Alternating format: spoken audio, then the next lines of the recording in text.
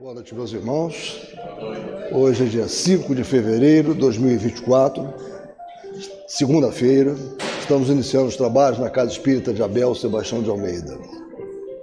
Como sempre o fazemos, rogando a Deus, nosso Pai de infinito amor e misericórdia, a Jesus, nosso querido e amoroso Mestre, amigo incondicional de nossas almas, a Maria de Nazaré, nossa Mãe Santíssima, que nos envolvam no manto de paz, no manto de amor, que a nossa psicosfera esteja preparada para todos os trabalhos que se desenvolverão na noite desta segunda-feira. E com certeza, os mentores espirituais de nossa casa já estão há muito trabalhando para essa higienização do ambiente, a colocação dos equipamentos necessários no plano espiritual. Já estávamos esperando há muito tempo aqui, Estamos, então, muito bem acompanhados. Bem, meus irmãos, para nós continuarmos esse processo de harmonização, como sempre fazemos, faz parte de todo o procedimento nosso, das casas espíritas de uma maneira geral. Nós vamos fazer a leitura de uma página que é preparatória para os nossos trabalhos. Eu peço à nossa irmã Luísa que faça a gentileza de ler para nós. Aqui. Obrigada. Boa noite, meus irmãos. Boa noite. Vou ler aqui No Solo do Espírito, livro Palavras de Vida Eterna, Espírito Emmanuel, psicografia Francisco Cândido Xavier. Referindo-nos à parábola do semeador, narrada pelo Divino Mestre, lembremos-nos de que o campo da vida é assim, como a terra comum. Nele encontramos criaturas que expressam glebas espirituais de todos os tipos. Homens calhaus, homens espinheiros, homens milhafres, homens parasitas, homens charcos, homens furnas, homens superfícies, homens obstáculos, homens venenos, homens palhas, homens servedouros, homens erosões, homens abismos. Mas surpreendemos também, com alegria, os homens searas, aqueles que, reunindo consigo o solo produtivo do caráter reto, a água pura dos sentimentos nobres, o adubo da abnegação, a charrua do esforço próprio e o suor do trabalho constante, sabem albergar as sementes divinas do conhecimento superior, produzindo as colheitas do bem para os semelhantes. Reparemos a vasta paisagem que nos rodeia, através da meditação e com facilidade, por nossa atitude perante os outros, reconheceremos de pronto que espécie do terreno estamos sendo nós. Bem, meus irmãos, como sempre, Emmanuel, ele já faz a palestra antes, Então, é um poder de síntese muito grande, é uma mensagem linda que a nossa querida irmã leu para nós e que já nos coloca o ponto central do que nós vamos estudar na noite de hoje, O crescimento do homem junto com outros homens, num relacionamento incessante, ou seja, no meio social. É no meio social que o homem progride, que o homem evolui. Isoladamente ele não irá evoluir, e é isso que Emmanuel nos coloca, essa necessidade, aqueles homens seara, os homens que usam a terra, produzem e sabem trabalhar com outros homens, porque isso é muito importante, saber trabalhar com os outros homens, saber se relacionar, saber utilizar o melhor que as pessoas têm para dar. Esse é o grande desafio. Nós precisamos fazer isso, aprender a fazer isso, porque também precisamos disso, todos nós. Ora estamos numa posição de autoridade, ora estamos numa posição de subalternidade, e precisamos da compreensão, e também temos que dar compreensão. Ou seja, o item que nós vamos estudar na noite de hoje é exatamente esta questão dos superiores e dos inferiores, da autoridade que alguns possuem e como deve utilizar essa autoridade. Essa mensagem, ela foi recebida em 1863, né, por esta pessoa que foi vigário da Catedral de Paris, foi bispo de Orleans, foi cardeal presbítero e foi arcebispo de Paris em 1857, ou seja, uma escalada de progresso na área dele, na área religiosa, né? François Nicolas Madeleine Morlot, nossa querida Gesilda me corrija se houve falha aqui nessa pronúncia, né? Mas então, veja, em 1857, ano que o Livro dos Espíritos veio a lume, ele foi designado arcebispo de Paris e ele veio a desencarnar em 1862. Interessante que logo a seguir, né, não demorou muito tempo, e ele já deu essa mensagem. Deu a mensagem com aquela autoridade de quem já tinha gozado de autoridade no mundo dos encarnados, né? E vamos ver o que ele nos diz, né? Mas antes, a gente precisa refletir um pouquinho, né? É sempre importante, isso é sempre batido aqui entre nós, é sempre trabalhado, mas é importante mergulhar nessa questão, porque ela é essencial para nós. Qual é o nosso objetivo? Por que é que nós estamos encarnando? Né? Por que é que nós não paramos de encarnar ainda? Por causa das nossas imperfeições, enormes imperfeições, né? E essas imperfeições decorrem de quê? Do uso indevido e errado do nosso livre-arbítrio. Com quem? Apenas para conosco mesmo? Também, mas para com os nossos semelhantes. E é por isso que nós estamos incessantemente encarnando, ou seja, cada encarnação é uma reencarnação, né? E precisamos desse relacionamento para evoluir. O nosso objetivo é progredir incessantemente. Por isso que eu coloquei aqui, mediante o pedagógico, faltou dizer necessário, convívio com nossos irmãos. Não há condição de nós conseguirmos o progresso tão almejado se nós não tivermos o relacionamento com os nossos irmãos.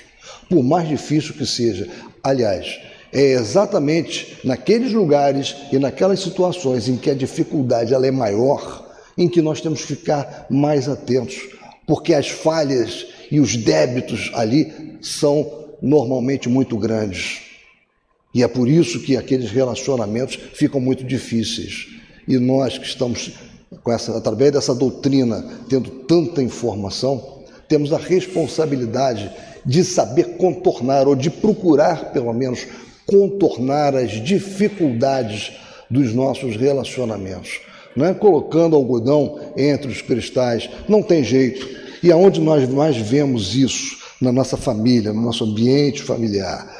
Outro lugar que nós vemos muito isso, no ambiente de trabalho, no ambiente profissional. Isto é muito comum, principalmente aqueles que atuam nas grandes organizações. Ali, então, é um cadinho de análise, né, com relação aos relacionamentos difíceis.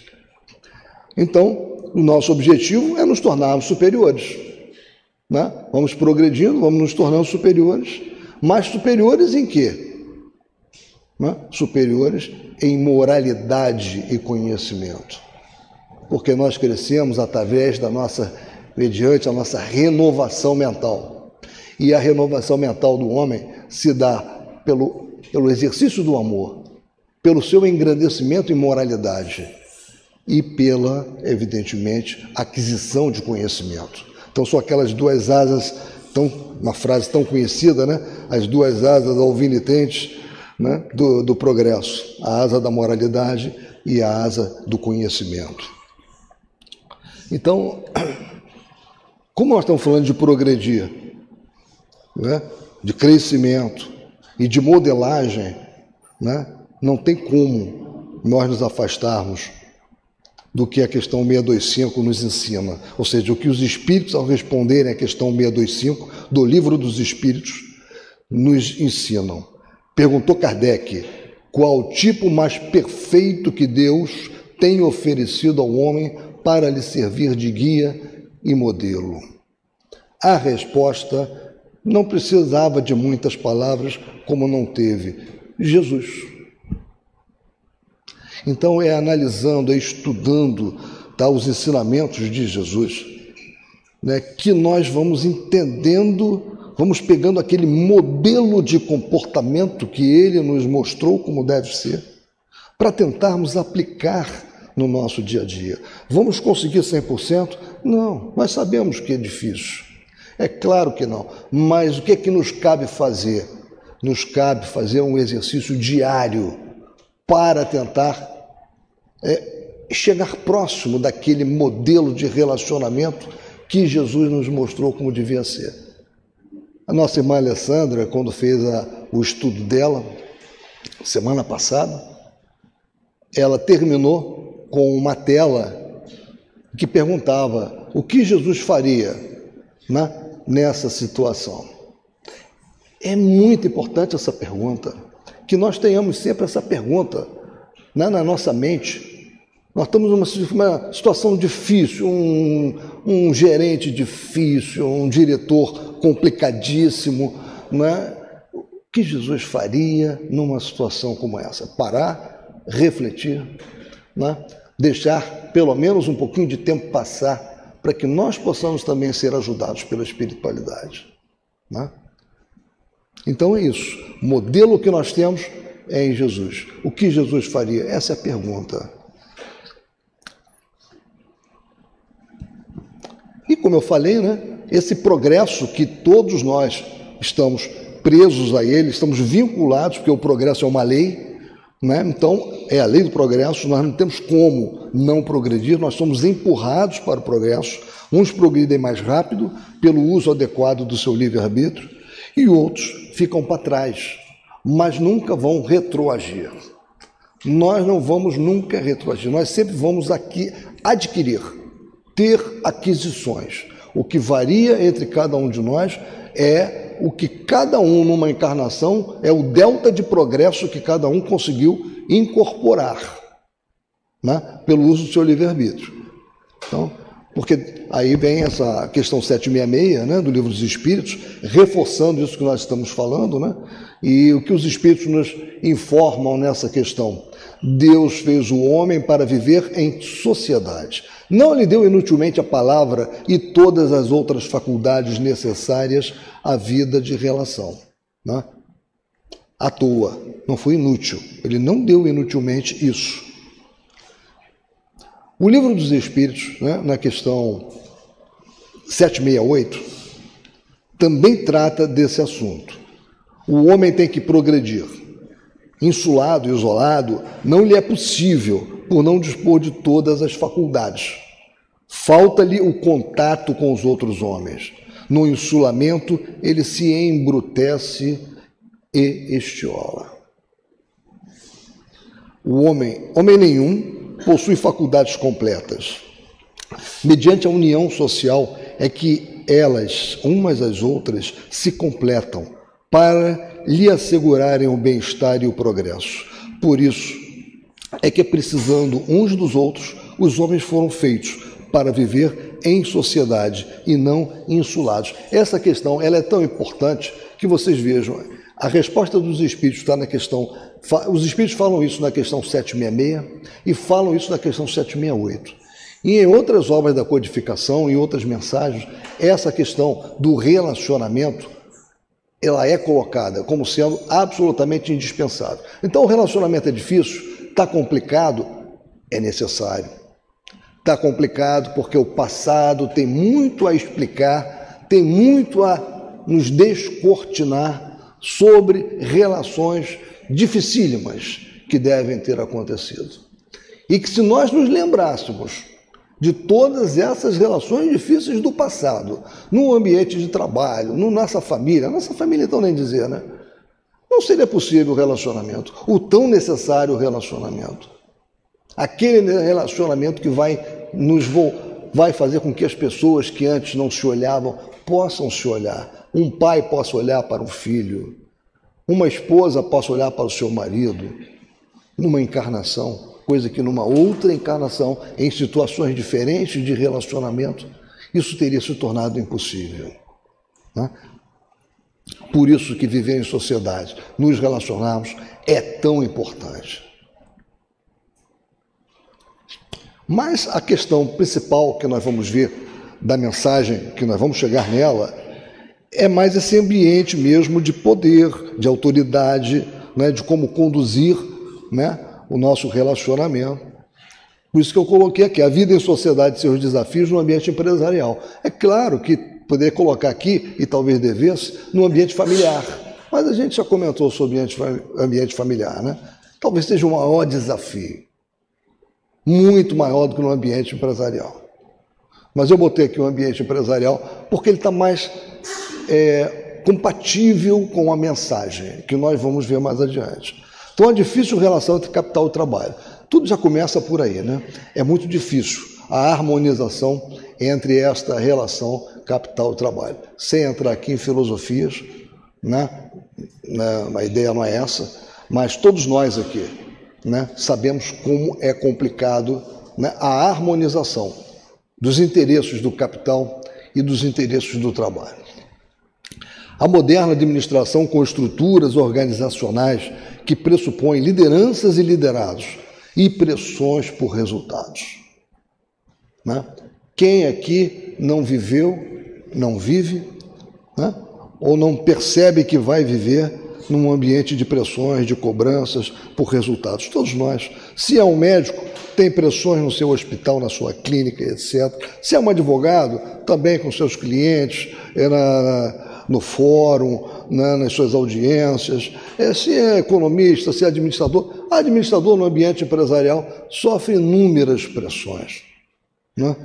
Inúmeras. Os desafios permanentes no relacionamento decorrentes das diversas imperfeições morais, das quais cumpre destacar o orgulho e a vaidade, duas pedras de tropeço no caminho do espírito em fase de evolução.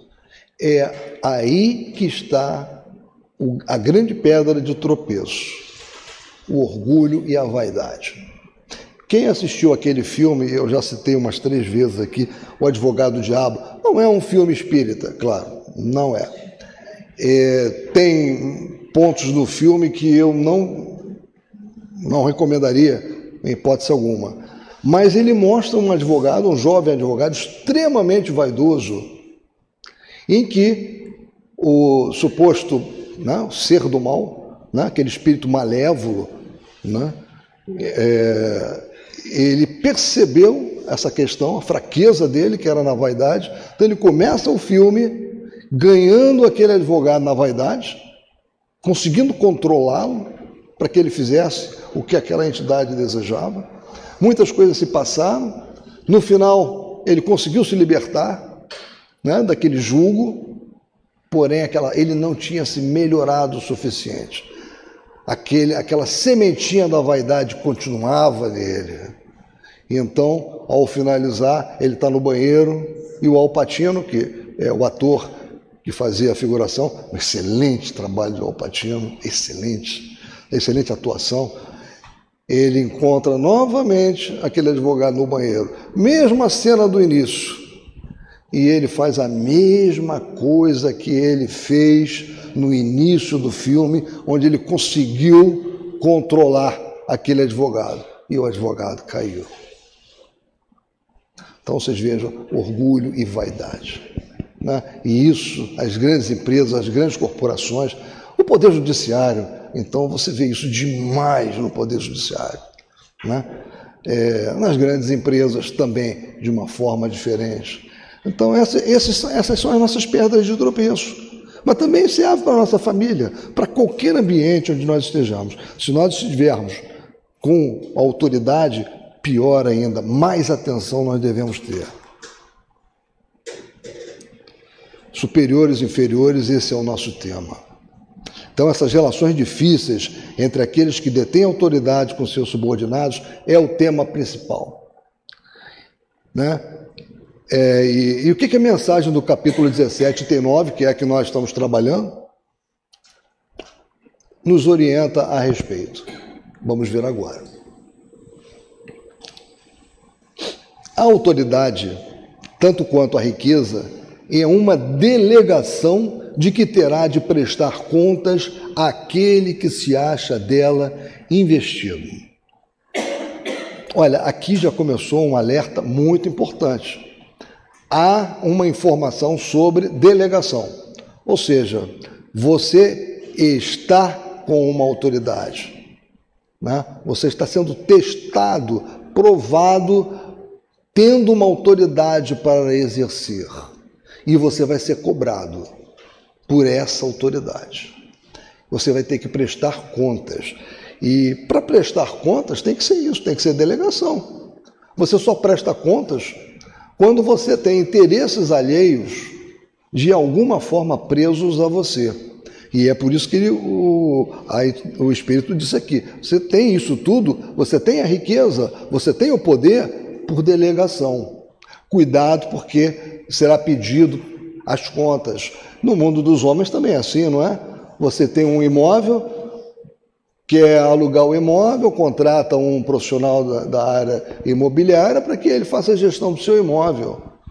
Aquilo vai acontecendo, chega um belo momento, se você não está muito satisfeito, o que você faz? Prestar contas. Você não precisaria nem pedir, porque ele é obrigado a prestar contas, regularmente. Admitindo que ele faça isso e que você discorde, o que você faz? Você tem ação própria para exigir que ele preste contas. Antigamente era chamado de ação de prestação de contas, hoje é chamada de ação de exigir, né, contas. Mas é a mesma coisa, né? É uma ação que é feita em duas fases. Então você veja, no mundo dos homens é assim, no mundo espiritual é assim também. Só que o objeto da prestação de contas é outro. O que nós fizemos do tempo que nós tivemos, o que nós fizemos da riqueza, do poder ou da autoridade que nos foi delegada. Não julgueis que lhe seja ela conferida para lhe proporcionar o vão prazer de mandar. Ele está falando aí da autoridade. Nem conforme o supõe a maioria dos potentados da terra, como um direito, uma propriedade. Deus, aliás, lhes prova constantemente que não é nenhuma nem outra coisa, pois que deles a retira quando lhe apraz. Se fosse um privilégio inerente às suas personalidades, seria inalienável. A ninguém cabe dizer que uma coisa lhe pertence quando lhe pode ser tirada sem seu consentimento.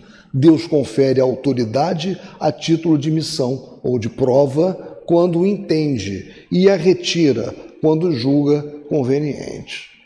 Ou seja, é uma delegação. Então todos nós nos lembremos disso, porque isso é muito importante, né? Em algum momento nós tivemos ou ainda temos autoridade, né, sobre algum aspecto da nossa vida, alguém subordinado, nem que seja a nossa secretária em casa, né? É uma relação de autoridade, de poder. É importante ter atenção até para isso. Quem quer que seja depositário de autoridade, seja qual for a sua extensão, os pais com os filhos também estão aí.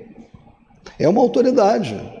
Enquanto os filhos são menores, os pais detêm uma autoridade legal sobre os filhos, né? E muitas responsabilidades legais, né? Então, quem quer que seja depositário de autoridade, seja qual for sua extensão, desde a do Senhor sobre o seu servo até a do soberano sobre o seu povo, não deve olvidar que tem almas a seu cargo, que responderá pela boa ou má diretriz que dê aos seus subordinados, e que sobre ele recairão as faltas que estes cometeram, os vícios a que sejam arrastados em consequência dessa diretriz, ou dos maus exemplos, do mesmo modo que colherão os frutos da solicitude que empregar para os conduzir ao bem. Então, todo aquele que está subordinado a nós, seja de que maneira for, a nossa secretária do lar, a nossa secretária no escritório, o nosso subordinado na empresa, seja onde for, é uma alma que está junto a nós e que merece todo o nosso respeito, merece toda a nossa diligência no relacionamento, né? Então, até para cortar o relacionamento, é preciso agir com moralidade, né? E como Jesus fazia, se houver tempo, né, eu vou falar sobre um livrozinho, que não é espírita, tá, gente? Mas é um livro muito interessante. Eu ganhei de um amigo, tem até uma dedicatória dele, no ano 2000. Tem bastante tempo, né? Os 25 problemas mais comuns nos negócios e como Jesus os solucionou. É bem interessante esse livro, é escrito por um administrador de empresa americano, empresário, né? É articulista, e ele fala até sobre isso, até sobre demitir e admitir. Jesus sabia fazer isso. Quando ele escolheu os 12 apóstolos, ele foi muito, utilizando um termo que a garotada usa muito, né? E nós temos garotada que me permite isso, ele foi muito sagaz. Ele soube como fazer. Haviam muitos, ali tinham muitos querendo, e ele soube como escolher. E não saiu ninguém ali esbravejando, chateado, porque ele soube como fazer, soube como conduzir. Então, olha, isso é o que não se deve fazer, não é? Sentar sobre aqueles que colaboram conosco, não respeitar os nossos colaboradores. Todo homem tem na terra uma missão, grande ou pequena, qualquer que ela seja, sempre lhe é dada para o bem. Falseá-la em seu princípio é, pois, falir ao seu desempenho. Né? Talvez a nossa maior, eu pelo menos acho que é uma concordância, nós temos uma unanimidade de concordâncias aqui com relação a isso. Qual é a nossa maior missão pessoal, né? Que a gente pode tirar rapidamente, responder rapidamente, independente de outras coisas que a gente faça? Está dentro da família, é com os nossos filhos, é com aqueles espíritos que chegaram, né, e que precisam de nós para serem preparados até o ponto em que eles vão ter a plenitude do entendimento do mundo e poder fazer as suas escolhas. É a nossa maior missão, entre várias outras, mas eu diria que essa é a maior missão que cada um de nós tem. Assim como pergunta ao rico: que fizestes da riqueza que nas tuas mãos deverá ser um manancial a espalhar a fecundidade ao teu derredor, também Deus inquirirá daquele que disponha de alguma autoridade: que uso fizeste dessa autoridade? Que males evitaste? Que progresso facultaste? Se te dei subordinados, não foi para que os fizesseis escravos da tua vontade, nem instrumentos dóceis aos teus caprichos ou à tua cupidez. Fiz-te forte e confiei-te os que eram fracos, para que os amparasses e os ajudasses a subir ao meu seio. Olhem a missão que é dada também para aqueles que têm os seus subordinados, né? Nunca nos esqueçamos, aquele que dirige um grupo dirige almas.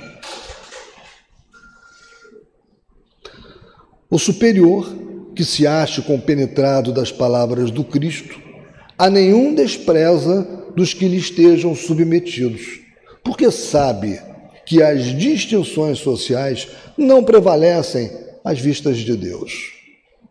Ensina-lhe o Espiritismo que, se eles hoje lhe obedecem, talvez já lhe tenham dado ordens, ou poderão dar-lhes mais tarde, e que ele, então, será tratado conforme os haja tratado, quando sobre eles exercia autoridade. E é exatamente isso que acontece, né? Eu tenho diversas experiências, eu durante 23, 24 anos, bom, foi um pouco mais, né? na verdade, bem mais. Isso seria apenas numa empresa. Eu atuei 23, 24 anos numa empresa, depois 10 anos numa outra. Todas as duas muito grandes empresas. Né? Uma na área de telecomunicações e outra na área de petróleo. Olha, essa vivência, ela é riquíssima. Essa percepção que você tem do homem usando errado a sua autoridade é o tempo todo. E essa mudança, hoje aquele é um gerente. Daqui a 1 ano e pouco ele já não é mais gerente. Ele perde aquilo. Um outro que estava subordinado a ele assume aquela posição. E aí? E aquele não consegue sair daquela posição, não. É naquele local que ele tem que ficar. Eu já pude verificar isso. Eu vi isso acontecendo. Eu acho que aqui, se nós fôssemos abrir, né, muitos aqui têm tantas e tantas histórias muito parecidas com essa, né? É o que se chama, né, o mundo dá voltas, né? E aquele que hoje está aqui, deve sempre se lembrar que pode ficar aqui embaixo. E a régua que ele usa para medir é a mesma, normalmente, que vai ser usada para medi-lo. Não tem régua diferente, infelizmente. A realidade acaba sendo essa, na nossa evolução, no estágio em que nós nos encontramos.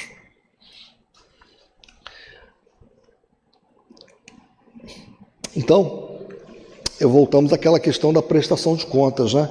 Todos nós iremos prestar contas. Só que, nesse assunto, nós não precisamos de ação. Ninguém vai entrar com uma ação de prestação de contas ou de exigir contas de nós. Não precisa. Nosso Pai, nosso soberano Pai, tem autoridade suficiente, não precisa. Quando nós desencarnarmos, automaticamente essas coisas irão ser avaliadas. Né? Então, de maneira que cada um de nós dará conta de si mesmo a Deus. Nós encontramos isso aonde? Epístola de Paulo. Paulo já falava sobre isso, sobre a questão da prestação de contas. Lucas, em capítulo 16, versículo 2, fala também, e ele, aí é uma relação de um senhor, né, de posses com o seu mordomo. E ele, o senhor, chamando-o, disse-lhe: que é isto que ouço de ti? Dá contas da tua mordomia, porque já não poderás ser mais meu mordomo. E quando você lê a Bíblia, no Velho Testamento, tem muita alusão à prestação de contas. É prestação de contas à beça. Ou seja, a prestação de contas será cobrada de cada um de nós.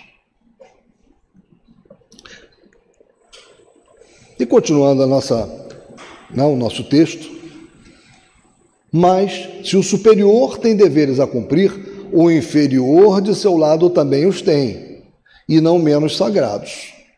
Se for espírita, sua consciência ainda mais imperiosamente lhe dirá que não pode considerar-se dispensado de cumpri-los, nem mesmo quando o seu chefe deixe de dar cumprimento aos que lhe correm, porquanto sabe muito bem não ser lícito retribuir o mal com o mal, e que as faltas de uns não justificam as de outrem. Se a sua posição lhe acarreta sofrimentos, reconhecerá que, sem dúvida, os mereceu, porque provavelmente abusou outrora da autoridade que tinha, cabendo-lhe, portanto, experimentar a seu turno o que fizera sofressem os outros. Se vê forçado a suportar essa posição, por não encontrar outra melhor, o Espiritismo lhe ensina a resignar-se, como constituindo isso uma prova para a sua humildade, necessária ao seu adiantamento. Sua crença lhe orienta a conduta e o induz a proceder como quereria que seus subordinados procedessem para com ele, caso fosse chefe.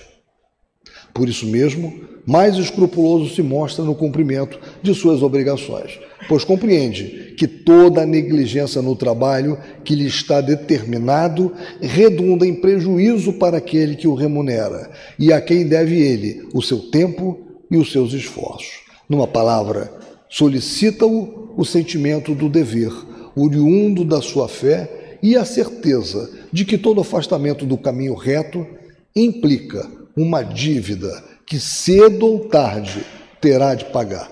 Então, ou seja, a prestação de contas é para os dois lados. Agora, quem tem a riqueza e quem tem o poder tem muito mais exigências. É inegável que é muito mais difícil, né? Até por causa daqueles dois, né, gravames morais que nós estamos o tempo todo tentando escoimar da nossa vida, que é o orgulho e a vaidade.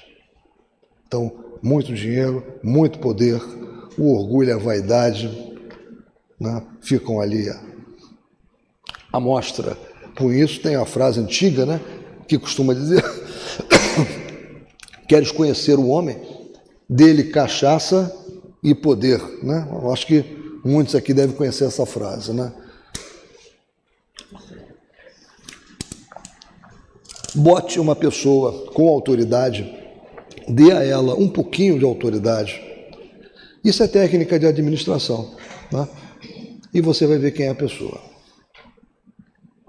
Vai aparecer, coloque duas outras pessoas, uma que seja subordinada a ela, e analise de longe. Você vai ver quem é a pessoa. Não preciso dizer mais nada, né? A maioria aqui já tem uma idade suficiente para ter visto isso, ó, né? Eu trouxe para vocês uma questão, um apólogo, né, dessa obra muito interessante, né, do irmão X, psicografada por Chico Xavier, que nos alerta para algo que nós não podemos também nunca esquecer. A questão do tempo, a variável tempo, nas mudanças que nós precisamos fazer na nossa vida. Então, esse texto aqui é a ficha. Ele não é grande, eu vou ler para vocês.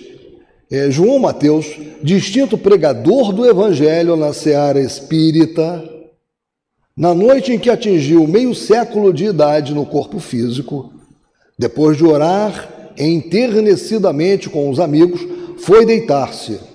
Sonhou que alcançava as portas da vida espiritual e, deslumbrado com a leveza de que se via possuído, intentava alçar-se para melhor desfrutar a excelsitude do paraíso, quando um funcionário da passagem celeste se aproximou a lembrar-lhe solícito: João, para evitar qualquer surpresa desagradável no avanço, convém uma visita de olhos em sua ficha. Olha, nós falamos de prestação de contas, né? Análise. Olha a ficha aqui.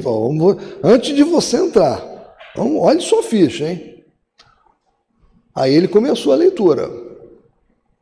E o viajante recebeu o primoroso documento em cuja face leu espantadiço: João Mateus. Renascimento na Terra, 1904. Berço manso, pais carinhosos e amigos, inteligência preciosa, cérebro claro, instrução digna, bons livros, juventude folgada, boa saúde, invejável noção de conforto, sono calmo, excelente apetite, seguro abrigo doméstico, constante proteção espiritual. Nunca sofreu acidente de importância. Aos 20 anos de idade empregou-se no comércio. Casou-se aos 25 e em regime de escravização da mulher. Católico romano até os 26. Presenciou sem maior atenção 662 missas. Até isso está contabilizado. Aos 27 anos de idade, transferiu-se para as fileiras espíritas. Compareceu a 2.195 sessões de espiritismo, sob a invocação de Jesus. Realizou 1.602 palestras e pregações doutrinárias. Escreve cartas e páginas comoventes. Notável narrador, polemista cauteloso, 4 filhos, boa mesa em casa, não encontra tempo para auxiliar os filhos na procura do Cristo. Efetuou 106 viagens de repouso e distração. grande intolerância para com os vizinhos, refratário a qualquer mudança de hábitos para a prestação de serviço aos outros.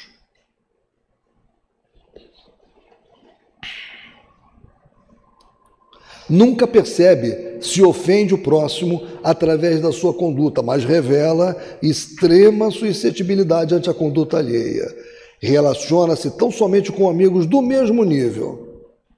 Sofre horror às complicações da vida social, embora destaque incessantemente o imperativo da fraternidade entre os homens.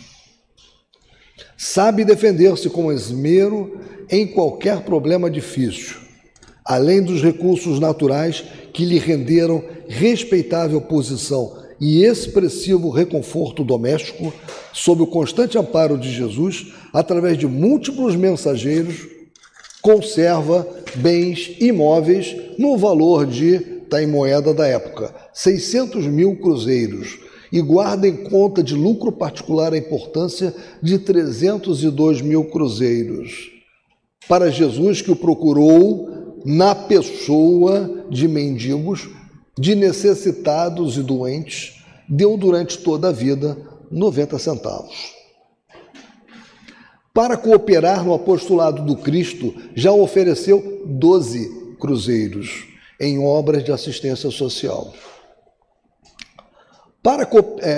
Aí ia começar o débito.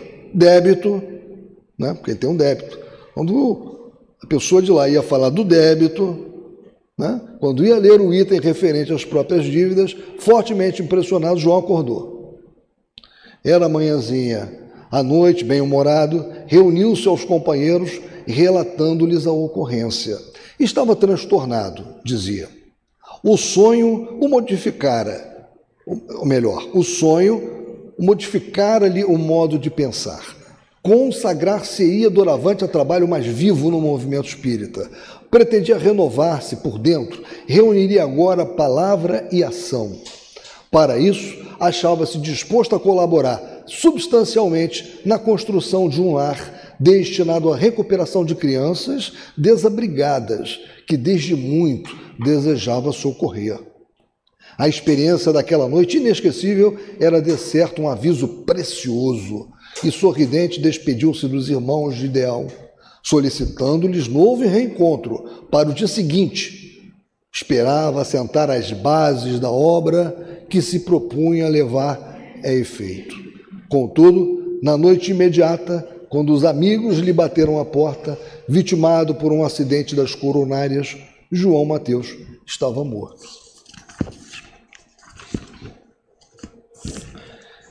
É isso, meus irmãos. A mensagem, né? Ou seja, o conteúdo moral desse apólogo, né? Ou seja, o tempo é uma variável muito importante. Nenhum de nós aqui sabe como é que está a sua velhinha, né? Se a vela está desse tamanho, se a vela está desse tamanho, se está desse tamanho. Isso não tem muito a ver com a idade, né? Então, prestemos atenção. Nós sabemos o que precisamos fazer. A doutrina espírita nos orienta muito precisamente sobre isso. A importância de nós nos melhorarmos constantemente, e nós fazemos isso mediante o convívio com nossos irmãos. Então, façamos isso o quanto antes. Façamos isso hoje mesmo, quando chegarmos em casa. Comecemos esse trabalho, se é que já não o estamos fazendo. E, como o tempo já não vai dar mais, né, fica aqui essa dica para vocês. Volto a lembrar, não é um livro espírita, é um livro é um livro de biblioteca da administração de empresas, porém feita por alguém que é conhecedor do Evangelho de Jesus e quis mostrar. Veja só, os problemas são muitos, são difíceis, mas repare aquilo que a Alessandra tinha colocado. O que Jesus faria? Então, nesse livro, ele fez aquilo. Ele foi respondendo o que Jesus faria com base no Evangelho. Na Amazon tem. Eu não sei se tem o livro no formato de eletrônico, para Kindle, mas pelo menos tem lá para comprar o livro. Eu sei que tem, que eu até verifiquei isso hoje. Bem, meus irmãos, então eu agradeço muito pela atenção de todos, pelas boas vibrações, né? E é chegado o momento de nós iniciarmos a segunda parte dos nossos trabalhos.